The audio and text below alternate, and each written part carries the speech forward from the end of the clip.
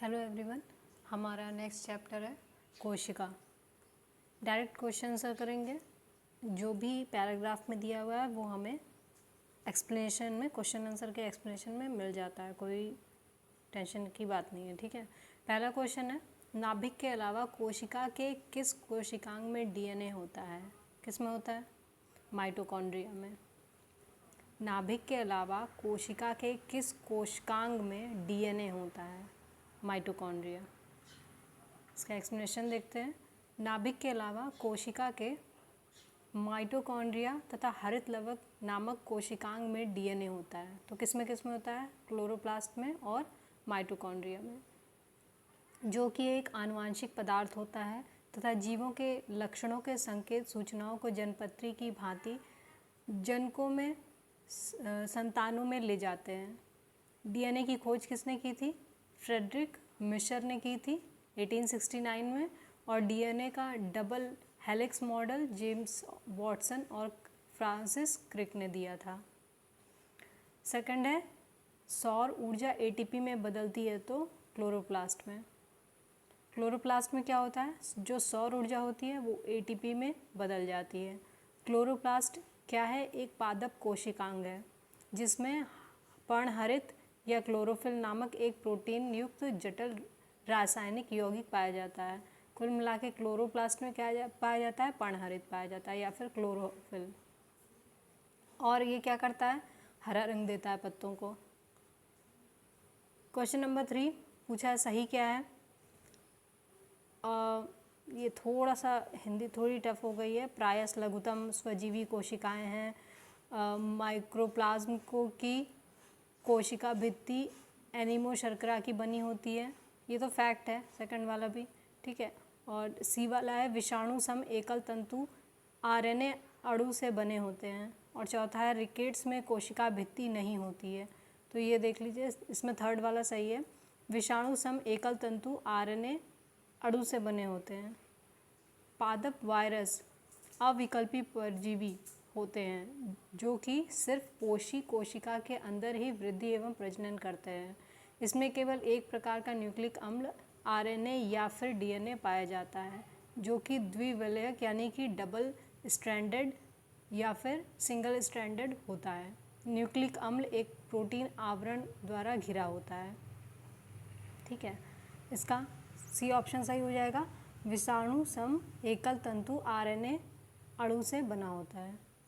Question 4 है, साधारण मानव में गुणसूत्र कितने होते हैं? 46 होते हैं नॉर्मली, 23 जोड़ियां होती हैं। अब पुरुषों में क्या होता है? देखिए, पुरुषों में 44 + XY होता है और स्त्रियों में 44 + XS होता है। पुरुषों तथा स्त्रियों में 22 जोड़े गुणसूत्र 44 ऑटोसोम्स होते हैं, जबकि 23वां जो होता है, ठीक है, वो पुरुषों में XY होता है और महिलाओं में XX होता है। अब यही गुणसूत्र लिंग का निर्माण करते हैं। जनक से जिस संतान को XY गुणसूत्र मिलते हैं वो पुत्र बनता है और XX मिलते हैं तो वो पुत्री। क्वेश्चन नंबर 5, मानव शरीर की कोशिकाओं में पाए जाने वाले गुणसूत्र जोड़ों की संख्या कितनी है? 23 है। जोड़ों की संख्या पूछ रहा है। ठीक है, क्वेश्चन नंबर 6, जीवों में अत्यधिक विविधता का कारण क्या है? उत्परिवर्तन। वैज्ञानिकों का एक समूह जिसने प्रकृतिवाद के सिद्धांत को आधुनिक रूप दिया उसे नव डार्विनवाद, आधुनिक दिया था ना तो इसलिए उसे नव डार्विनवाद कहते हैं। आधुनिक नव डार्विनवादियों के अनुसार जीनों में साधारण परिवर्तनों के उपरांत नए जीव बनते हैं। जीनों में साधारण परिवर्तनों के उपरांत नए जीव बनते हैं जिससे उनमें विभिन्नताएं बढ़ जाती हैं। इन परिवर्तनों को उत्परिवर्तन कहते हैं। ये परिवर्तन स्पष्टतः वंशागत होते हैं, एक पीढ़ी से दूसरे पीढ़ी में जाते हैं तथा पीढ़ियों में वर्ण द्वारा नई जातियों की उत्पत्ति होती है। ठीक है, क्वेश्चन नंबर 7, निम्न में से किसमें लिंग गुणसूत्र नहीं होते हैं? तो छिपकली में नहीं होते हैं। इसमें क्या होता है ना, जो टेम्परेचर है ना वो डिसाइड करता है लिंग का निर्धारण। देखिए, लिखा है छिपकली की अनेक प्रजातियों सहित अनेक सरीसृपों में लिंग गुणसूत्र नहीं होते हैं। इनमें लिंग निर्धारण पर्यावरणीय ताप से होता है। क्वेश्चन नंबर 8, पादप कोशिका जंतु कोशिका से किस प्रकार भिन्न होती है? तो ये कोशिका भित्ति। जंतुओं में कोशिका भित्ति नहीं पाई जाती है, पादप में ही पाई जाती है। पादप कोशिका जंतु कोशिका से भिन्न होती है क्योंकि इसकी कोशिका में बाह्य आवरण कोशिका भित्ति कहलाता है, सेल वॉल, जो कि हरे पौधों में मुख्यतः सेल्यूलोज से निर्मित होता है। जंतु कोशिका में कोशिका भित्ति का अभाव होता है। ठीक है, जंतु में कोशिका भित्ति यानी सेल वॉल का अभाव होता है। इसके अलावा हरे पौधों की कोशिकाओं में हरित लवक पाया जाता है, जबकि जंतु कोशिका में इसका अभाव होता है। ठीक है, क्लोरोप्लास्ट बोलते हैं इसको।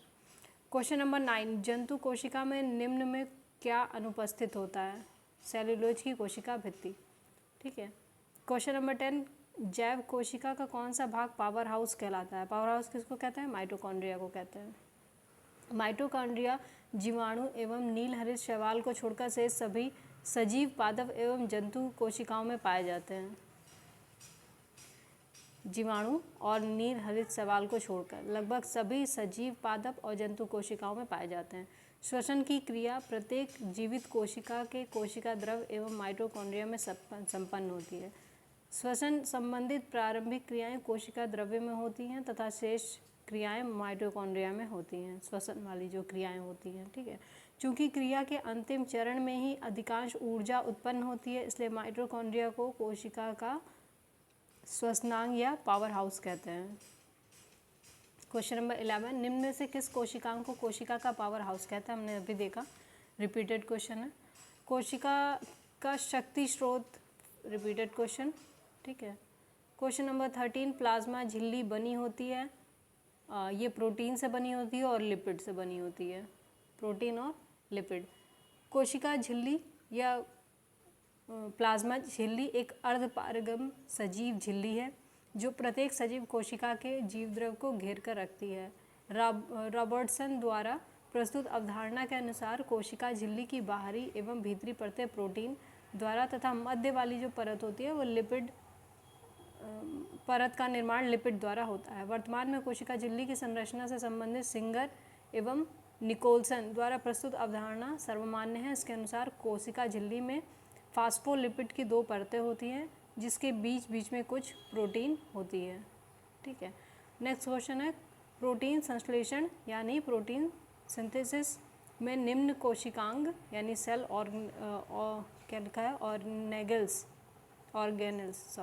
ऑर्गेनल्स में से किन की भूमिका सबसे अधिक महत्वपूर्ण है? तो ये है अंतर्द्रवी जालिका की, एंडोप्लाज्मिक रेटिकुलम और राइबोसोम। कोशिका में प्रोटीन संश्लेषण में अंतर्द्रवी जालिका और राइबोसोम की भूमिका होती है। कोशिका में प्रोटीन संश्लेषण में अंतर्द्रवी जालिका और राइबोसोम की महत्वपूर्ण भूमिका होती है। एक अंतर्द्रवी जालिका की कला से राइबोसोम लगे होते हैं तथा ये राइबोसोम प्रोटीन संश्लेषण के निर्माण स्थल होते हैं। क्वेश्चन नंबर 15, मानव शरीर के किस अंग में लसिका कोशिकाएं बनती हैं? लसिका कोशिकाएं क्या हैं? Lymphocyte cell. ठीक है, लिम्फोसाइट सेल। तो पूछा है कि मानव शरीर के किस अंग में, तो ये तिल्ली बोलते हैं इसको।